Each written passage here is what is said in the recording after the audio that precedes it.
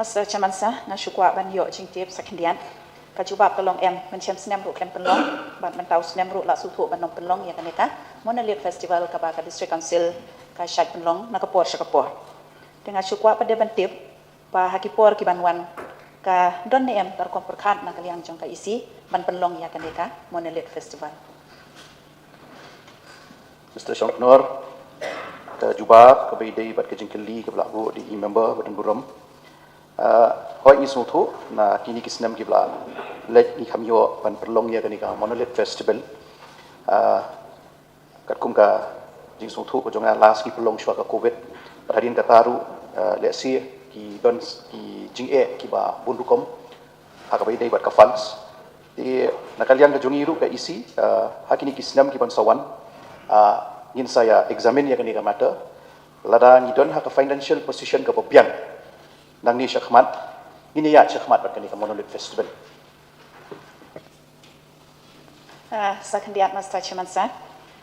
lada kanika monolit festival in charge iong ba BCM badon buram chingi iong ba nakadaw jang ka financial problem na syukwa pada bantip lada ka monolit festival kakta ya ka financial lani ya ka plating ka kadon na empat ka kom perkhat ban penlong da iwing pat ikan ja festival ban pene ya kata kariti ka dustur ka jongi ha ka jaka jong kaneka monolit festival kaban kam duna ka jinglut ka jingstep. Mr. Chairman, bajuba ka jingkeli jing member hadu menta kanika isi ka padon kum kata ka jingwut jing perkhat ban perlong da ka wei pat ka festival nani da iwei festival i ba khamrit ban bujli ya kanika monolit festival andai nakaliang jong ka isi ni smol thu bai ba kani ka monolit festival bala julong hakini kisnam ki bala let meshwa ni Kwah ban pene ban sa ya ka tang pada hakaju kapor pada ni hap kum bangala ong mene ni hap ban snothu pada ya ka financial position ni ka strength ka bangi don nakaliang jong ka isi andai banchu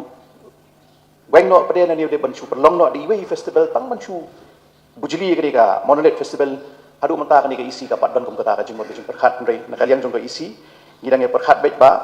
hak Islam gi ban sowan de sing in la ban perlong biang ya ka ni ka monolit festival.